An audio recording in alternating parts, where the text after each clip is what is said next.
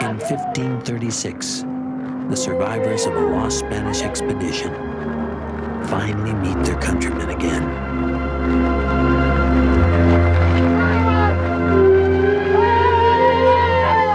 Having wandered for 8 years, they are the first Europeans to make their way across the American continent. Their tales of its riches will lead to Spanish expansion across the land, a conquest that will forever change it, mixing blood and cultures, and creating a new people to be called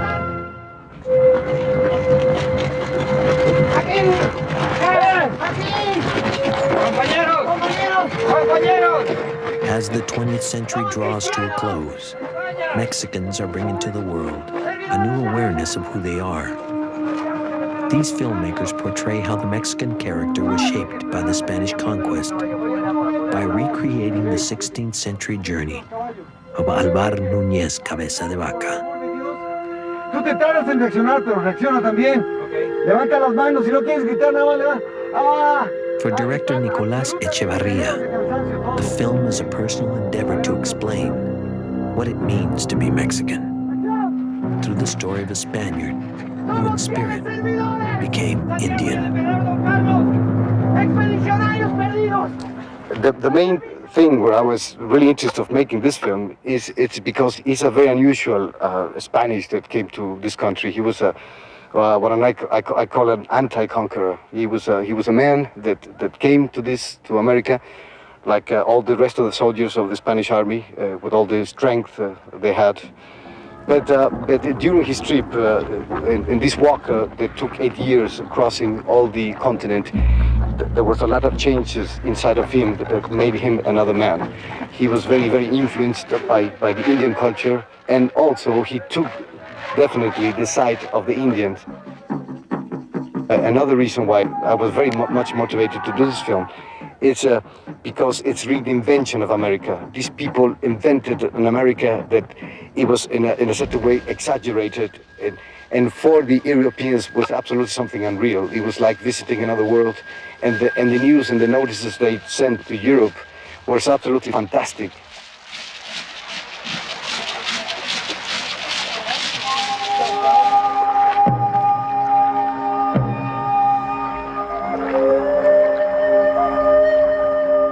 For the first time, the mysteries of these ancient people were seen through European eyes.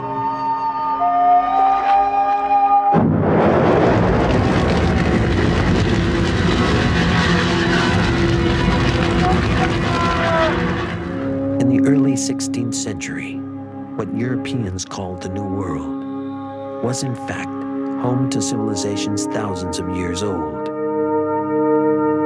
In 1521, the great Aztec Empire fell to Spanish rule, and soon after, Cabeza de Vaca's journey would turn the conquest northward. By the end of the 18th century, Spain claimed territories across the continent. But the indigenous cultures remained, and as Spain's power declined, a new nation was born out of Indian and Spanish worlds.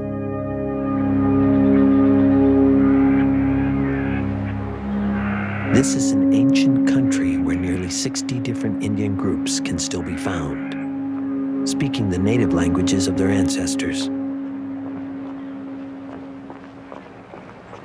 But for many, theirs is a world caught in time, and the 21st century is coming fast.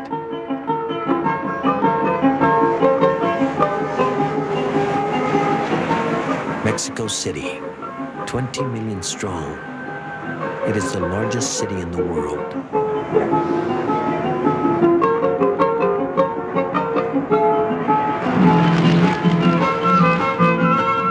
Drawing people from all over the country, it has become a mosaic of Mexico, infused with an ingenuity and a surreal Mexican magic.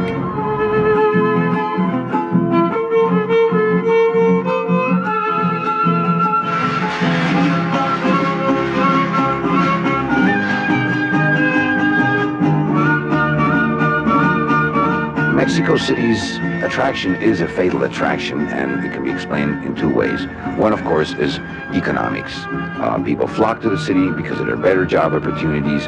They come to the city because they can develop, they can study. But the other one, which is much harder to pinpoint, is this enormous magic that the city has. The city of church towers, the city of high buildings, the city that never goes to sleep, the city where you walk on a razor edge between life and death.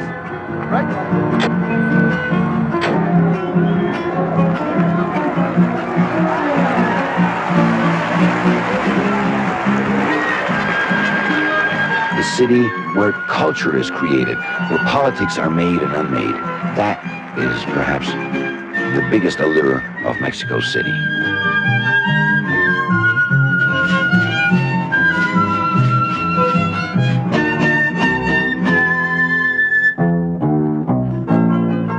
This is a city of contrast, where prosperity is often disguised.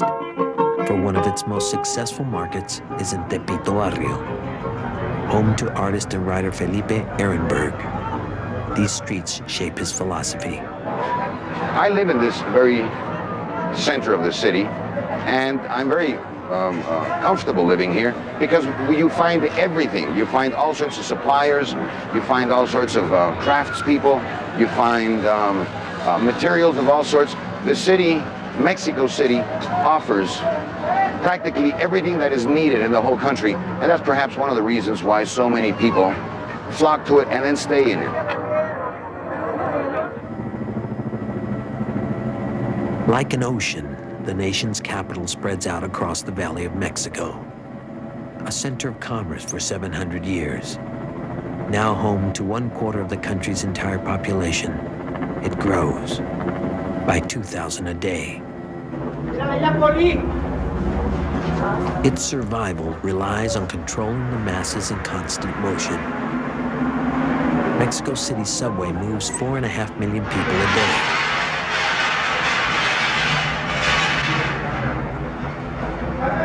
During morning rush hour, commuters are divided for their own protection. Women and children are separated from men and channeled into different cars. But arranging bodies is not enough. Metro police must read faces, always on the lookout for frustration or panic. Any incident can turn order to chaos.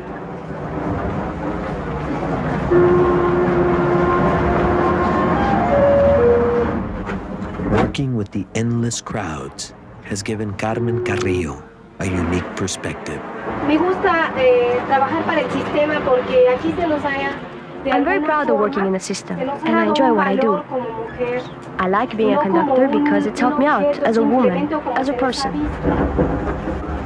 In some ways, it's given us prestige. We're no longer seen as objects anymore, like we were in the past.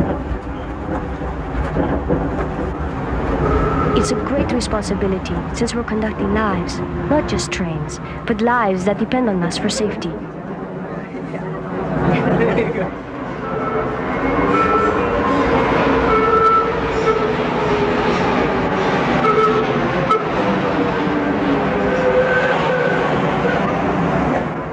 Marisa Lara and Arturo Guerrero are urban artists who find inspiration in the city's chaos.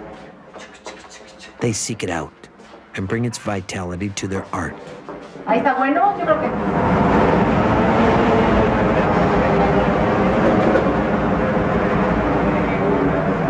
We wanted to paint our own reflections and our ideas, our feelings about living in the biggest city of the world at the end of the century. So we need to take elements, very urban elements, like traffic, like population, and we have with the city a very particular relation, because we love her and we hate her, because she loves us and also she hates us.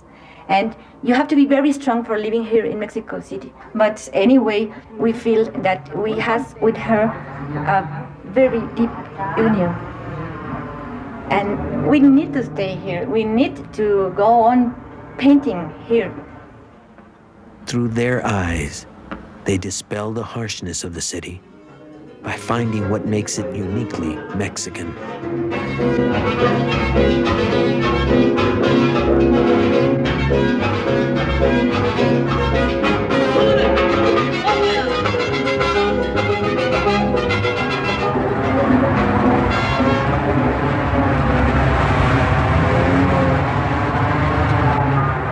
Tragedy comes to all big cities when time for a moment seems to stop. Even today, Mexico City is recovering from the 1985 earthquake that destroyed entire city blocks, and the quake still claims its victims.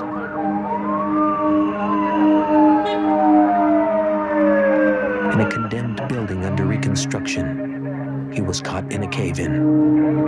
A 19-year-old worker, one of the thousands who migrate from the countryside in desperate search of jobs. He had only been in the city 2 weeks, not enough time to send home the money he had promised. His death is part of the blackness of the city, a moment that transforms life to death, light to dark.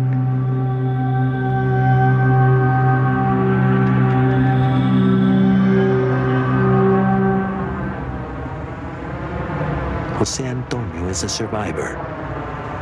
For 15 years, he has made his living by eating fire.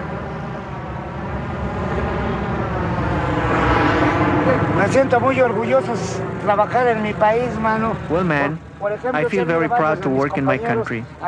Many of my buddies have gone to work in California, in the States, and they've all been defeated. Here in Mexico, we have a better chance of getting a job. For me, I work on the street. Not only can I send my kids to school, but in this profession, a man can work with freedom. Nobody bothers you.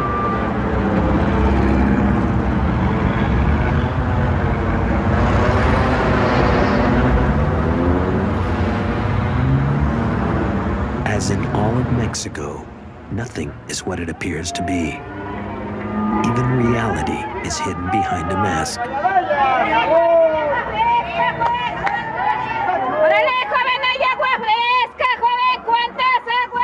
Wrestling evokes a passion in this country like no other sport.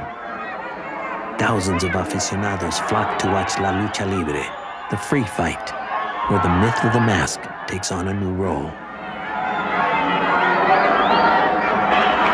Octagon faces his evil adversaries in the ring. He, like all wrestlers, is a true folk hero of Mexico. In La Lucha Libre, Maris and Arturo find the spirit of Mexico City, its struggle, its outrage, its comedy.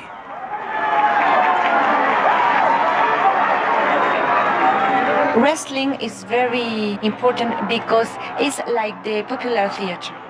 Wrestling is a place of freedom because there all the feelings, all the emotions, all the things that people has inside can be out.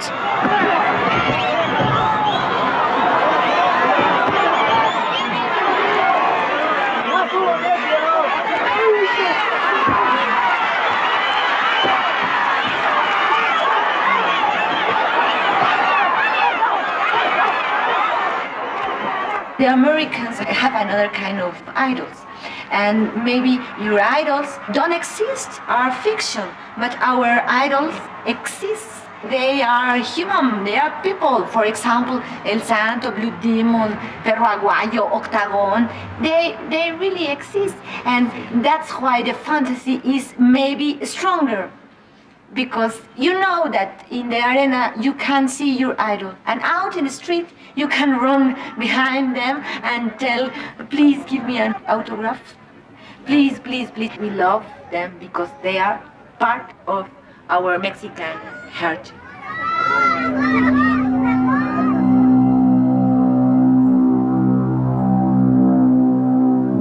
Miles west of Mexico City, an epic journey comes to an end. Every autumn in the hills of Michoacan, clouds of brilliant monarch butterflies mysteriously return to their ancestral wintering grounds. traveling from as far away as Canada, the fragile monarch flies a distance of up to 3,000 miles. Each one begins its migration alone and eventually becomes part of a colony of millions. How the monarchs reappear in this exact same place year after year is an ancient mystery.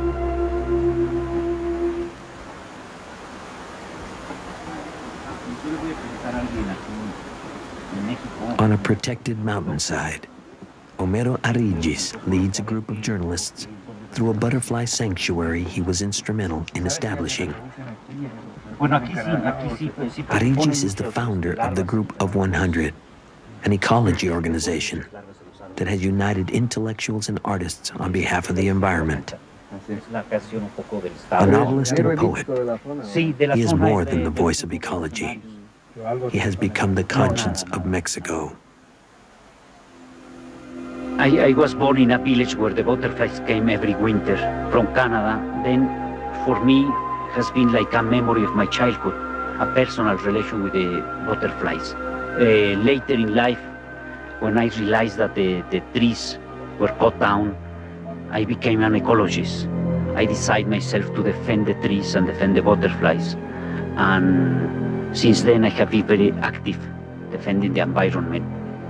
Because to see the butterflies disappearing is like to see that my childhood is disappearing, my whole childhood. The efforts of the group reach far beyond the sanctuary. One of their greatest battles was to protect another migration to Mexico. Every year, as they returned to lay their eggs, thousands of sea turtles met a grim fate. This footage was shot undercover in 1989. That year, 75,000 turtles were killed illegally throughout Mexico for their shells, skin, meat, and eggs. It was one of the largest slaughters of an endangered species anywhere in the world. Man spends millions of dollars seeking for the origins of life on Earth in the universe. But for a few dollars, he will slaughter marine turtles, the very animals which have existed for millions of years and are the living memory of those origins.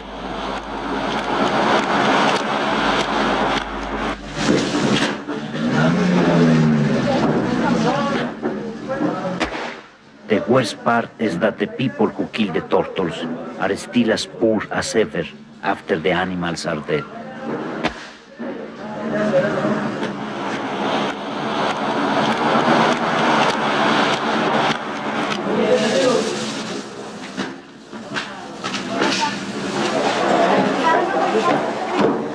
Up to 300 turtles would be killed here on this day alone. But the Group of 100 applied pressure, and in 1990, Mexico's president declared a ban on the capture and trade of sea turtles. But the killing goes on. As a human being, I believe that we can change things. I have the hope to stop the killing and to stop the destruction of nature. Then as a human being, I am looking always for dignity, not only as a man, but also as a man living in the earth. When we see these butterflies flying, we see in a way our own lives, our own past, because if these butterflies stop to come someday to these places, we are going to be very lonely, we are to feel very poor. Esto es como música, Sí. ¿verdad? Y como hojas volando, todos los colores, ¿verdad? Es como una música en el aire.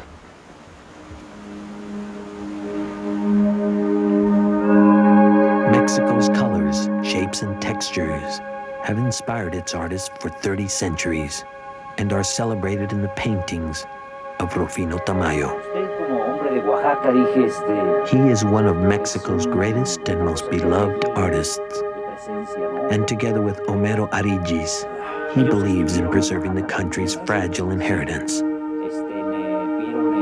For Tamayo, art is the most powerful way of protecting the uniqueness of Mexico.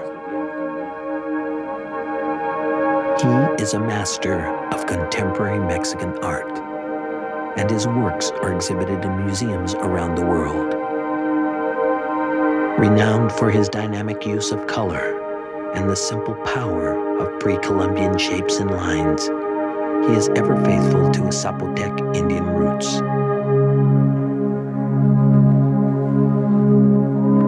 Tamayo has been creating for over 70 years, and the country always awaits the unveiling of his latest work. Es una pasta que muy dura. Muy dura. Ella me diría que ¿De qué año es el metal para la escultura? no, pues yo estoy haciendo ensayos. Drawing his colors from the earth, he searches for the images that will portray his world in a way that is universal and timeless. Vamos al estudio, Olga. Well, for me, it's very important to see Tamayo walking in his garden, going to his studio, because probably it's the last time I can see him doing this painting. For us to have Tamayo participating in the defense of animals and plants is very important, because we show to the young people, to the children of Mexico, that a man so important, a man so old, still worried about what's happening with the forest and the fauna in this country.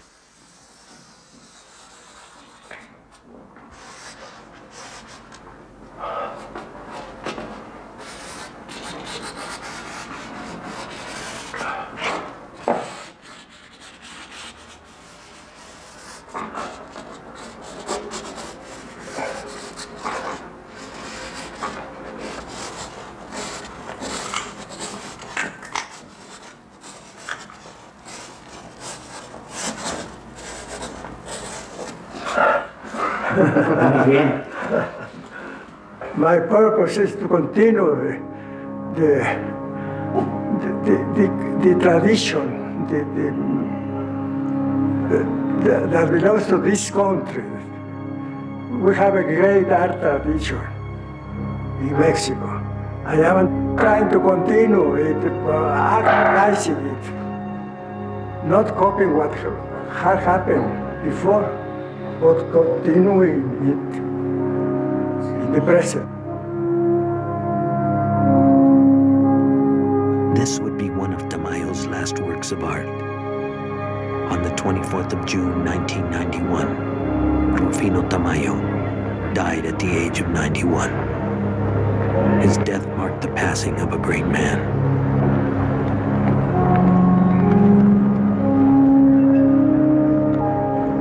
The wake was held at the National Palace of Fine Arts, where his murals lined the walls.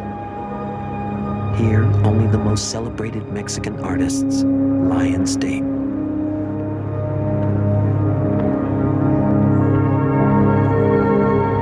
His wife of 57 years, Olga Flores, stood by his side through his days in New York and Paris as he gained an international reputation. Together they gave their country many riches, museums, hospices, nursing homes. With no children of their own, Mexico became their only child. Tamayo is very important for every Mexican because he knew how to paint with the red of our hearts, and he knew how to paint with the color of our fantasy. For Mexicans, art is very important. For this reason, when a painter like Tamayo dies, it's a big loss for Mexico. The president comes to the funeral representing the mourning of the Mexican people.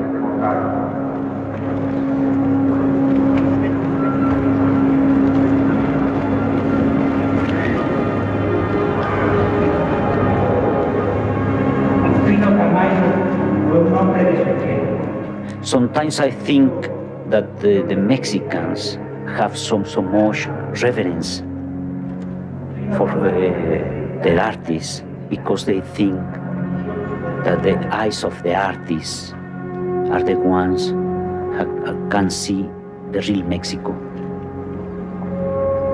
He gave to the world his color, his forms, the Mexican plastic world. He was the last of the great ones. With him, epoch of Mexico is dead.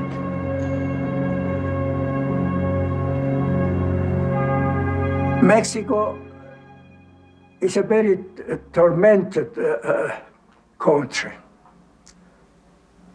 When the Spaniards came, they would have invasions of France and the United States and all that.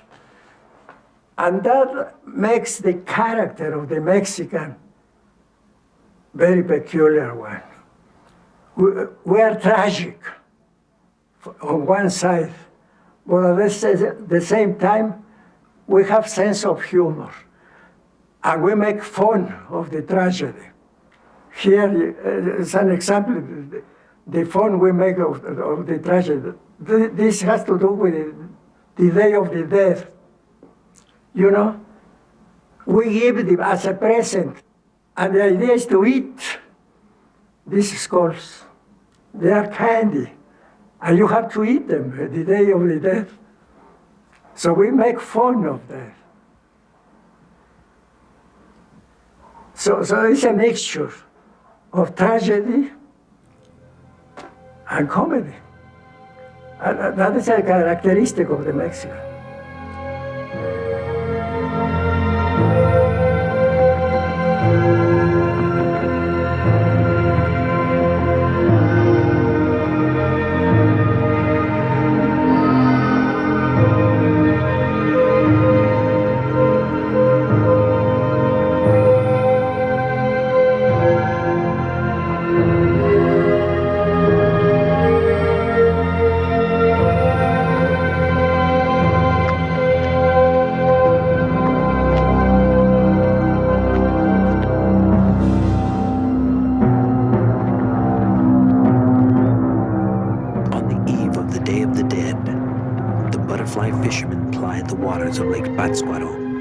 Reviving the memory of their Indian ancestors and the traditions of a mystical celebration. In the early hours of a day revered throughout Mexico, towns and villages make ready for the return of the souls of the dead. Markets come alive, and everywhere symbols summon death. Even the color and the scent of the fresh-cut flowers will lure the spirits back.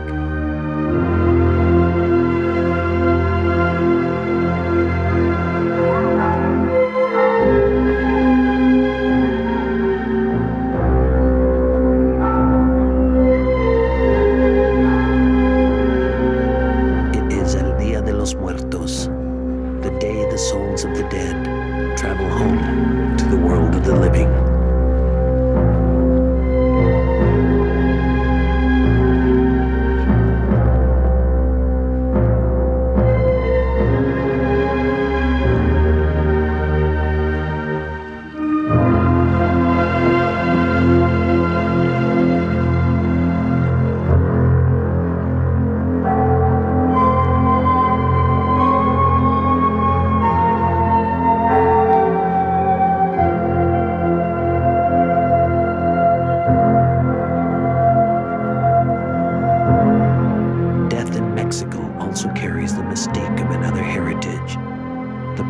Of Spanish Catholicism, but it's unique in Mexico in that it joins pre-Columbian beliefs to proclaim that in death there is no end.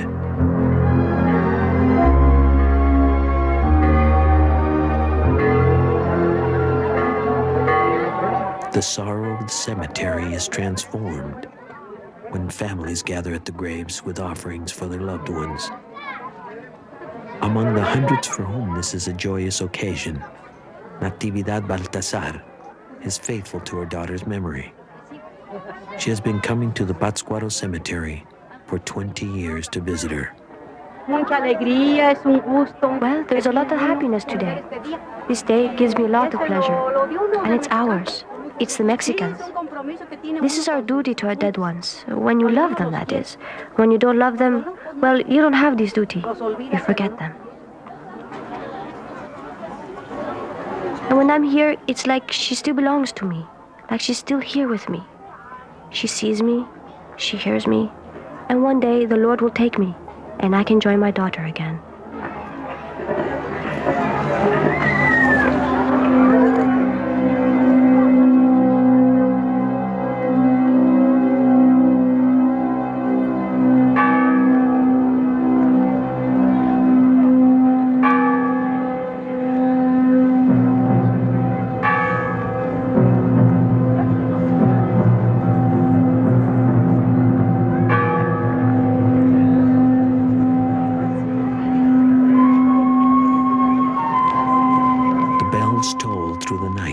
As the vigil goes on until dawn. Here, death is not feared, but embraced. Guided by the rituals of generations, the faithful challenge death with an ancient knowledge that the past is alive.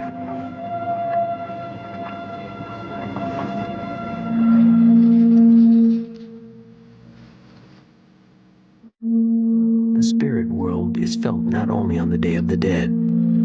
Its presence haunts the ruins of the ancient Mexicans, whose sounds can still be heard.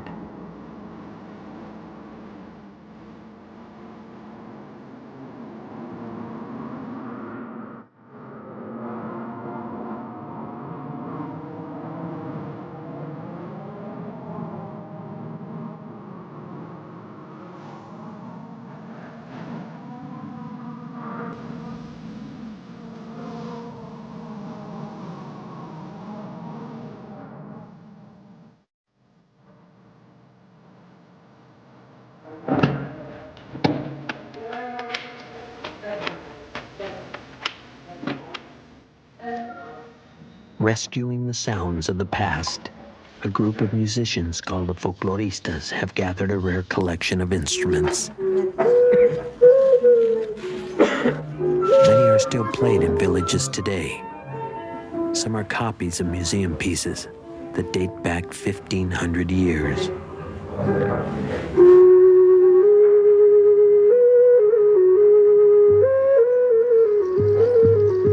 Learning from peasants and Indians, or inspired by the sounds themselves, the folkloristas call up the memory of an age gone by.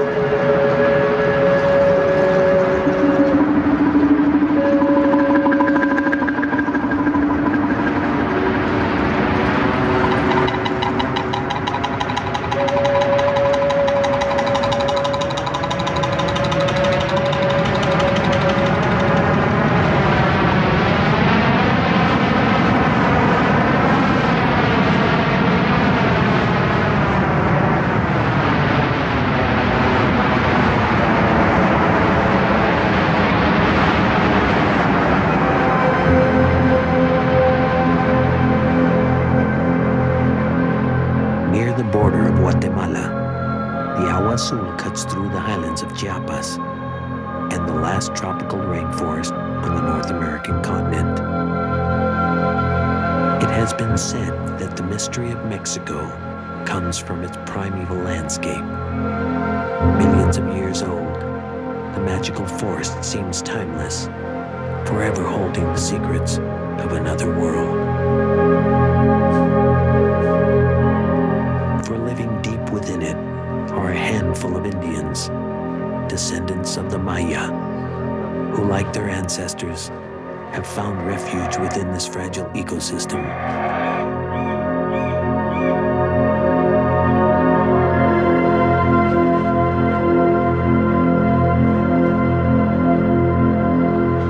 Like shadows of an ancient culture, they share these forests with the ruins of Palenque.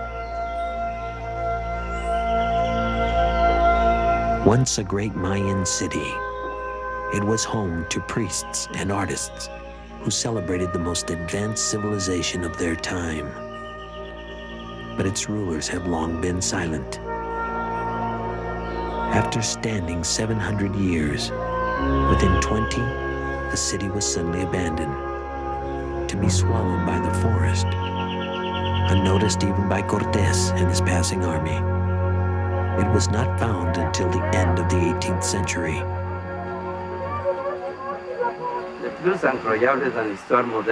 For 33 years, Moisés Morales has been a guide at the ruins and is an outspoken defender of the integrity of Palenque. Well, this is Palenque. This is the place that I really love since the very first moment that I arrived here. This has been my life. This has been more than my life. It has been the goal of my life. From the visiting archaeologists, Morales has added to his knowledge of Palenque. But for him, his greatest teachers are the Maya, who built these temples. The understanding that we are wrong, that we have a filter in front of us, that we have a different culture, that is not possible that we dictate what's the Maya culture. I hope the American scholars that are now leading the research will have the honesty to admit that they know nothing. And they will start from zero with beautiful things to use, but with a different philosophy in the research. India has to be participating, and can't be done without the Indians.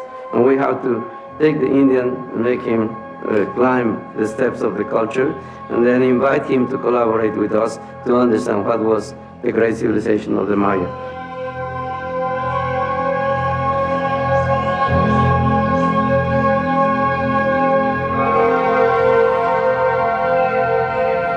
This Palenque, there is such a beauty.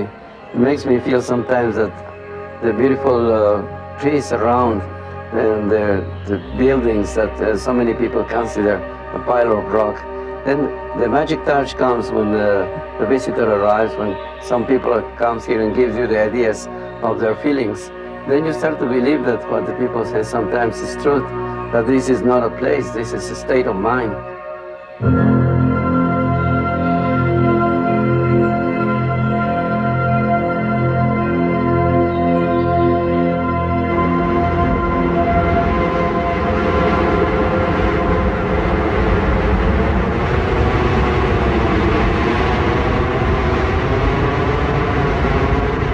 City of the Dawn, Tulum commands a strategic view of the east from which the Spaniards came.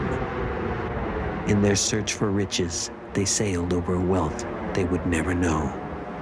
Oil, the black gold of the 20th century.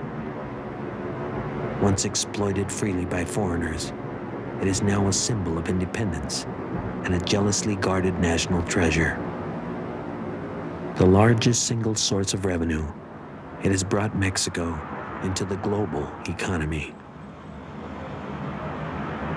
Nowhere is the effort to succeed more poignant than along the 2,000-mile border shared with the U.S. Everything imaginable crosses the bridge between Juarez City and El Paso, Texas. Millions of Mexicans legally enter the states. But there are other ways to make it across the short stretch of the Rio Grande. For down below, illegals fleeing hardship in the south face the last hurdle in the long journey to El Norte, where dreams will come true or be lost.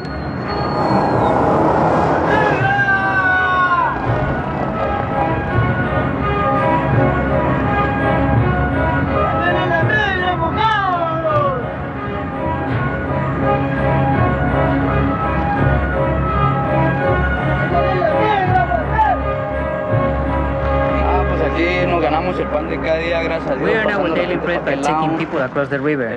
The charge is 30 to 50 cents per person. That's what we charge, but if they can only give us a dime, 15, 20 cents, that's okay.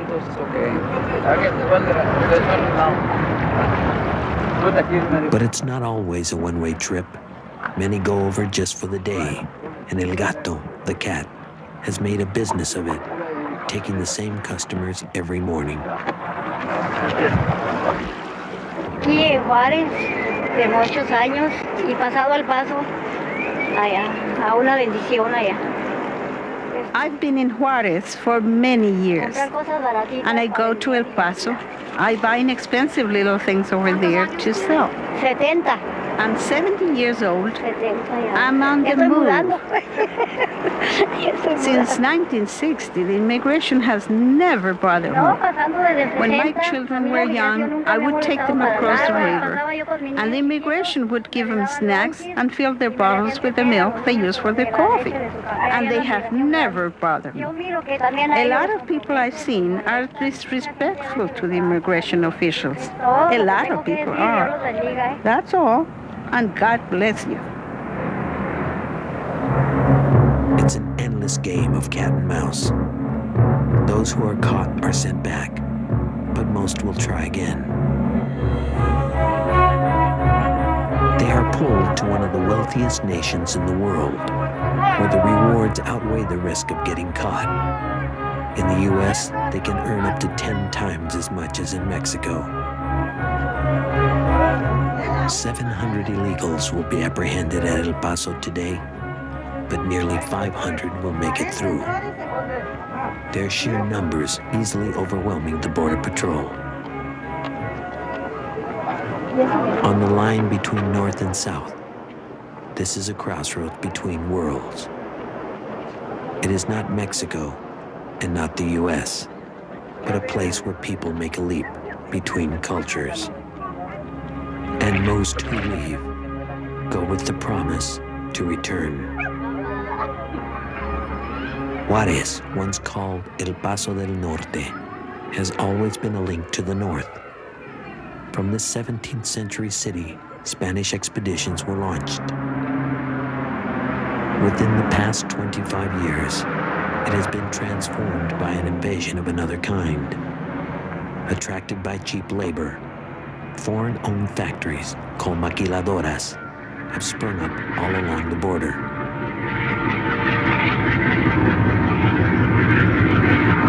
Despite the controversy over health hazards, the new workers have come by the thousands, only to find there is no place to live. In the Juárez barrio of La Joya, the jewel, Elia Carrillo has made a home with her husband and 2 children. Cuando llegamos de Torreón, llegamos nomás con una maleta. Torreón es una ciudad muy pequeña, pero no hay... When we arrived from Torreón, all we had was one suitcase. Torreón is very small and has very little employment. Juárez has offered us a better life, and here we've been able to start over again. I work 8 hours a day in a maquinadora. I believe they're a source of help for us, but the hours are hard, and I wish they were shorter. There are just not enough opportunities to get ahead in the factory.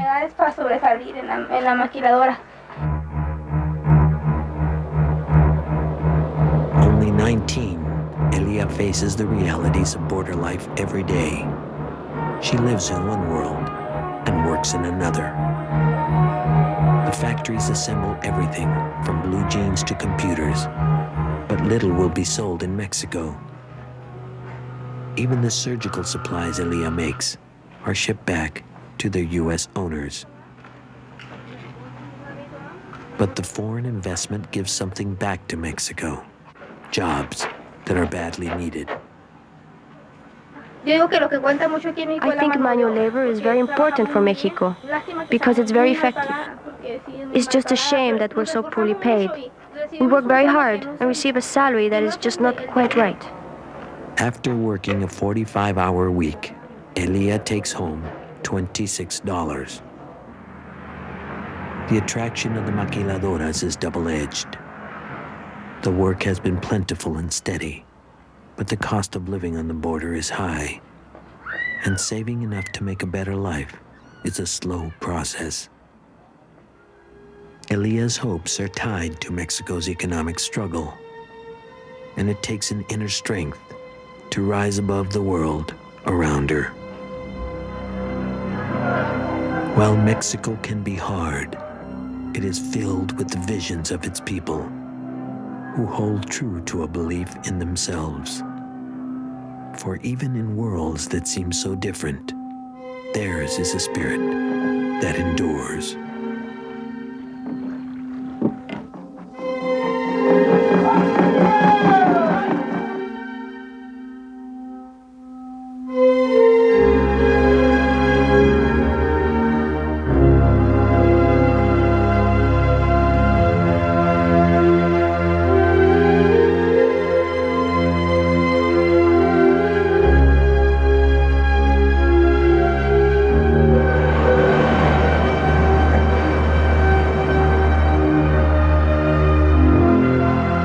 On September 15th, this spirit sweeps across the entire nation.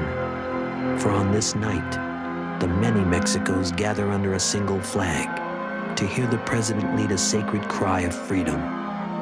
It's the eve of Independence Day, a time when this mosaic of people tell the world who they are. ¡Viva México! ¡Viva! We Mexicans are born out of two great American civilizations. We are born out of the meeting of the old and new worlds. We must enter the 21st century, the third millennium, filled with hope for a Mexico which not only reflects on its past, but which also looks toward the future. As we approach the end of this century, I think one of the biggest changes the country as a whole has undergone is that of looking at ourselves. Until now, history has been written by other people. And now what we're doing is seeing ourselves through our own eyes, or like what we would say in Spanish, a través de nosotros mismos. ¡Mexicanos! ¡Viva la independencia nacional! ¡Vivan los héroes que nos dieron patria y libertad!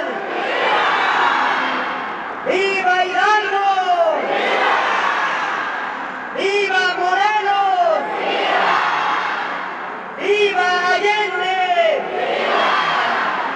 ¡Viva Guerrero!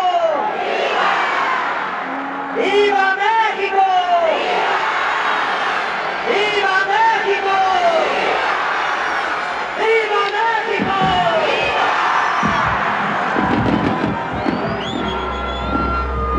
These are the voices of the Mexicans, the sound of a people who for 30 centuries have triumphed over conquest and assimilation. Theirs is a world where tradition is sacred, where light and dark are intertwined, where the past is still alive. For what is Mexican will survive.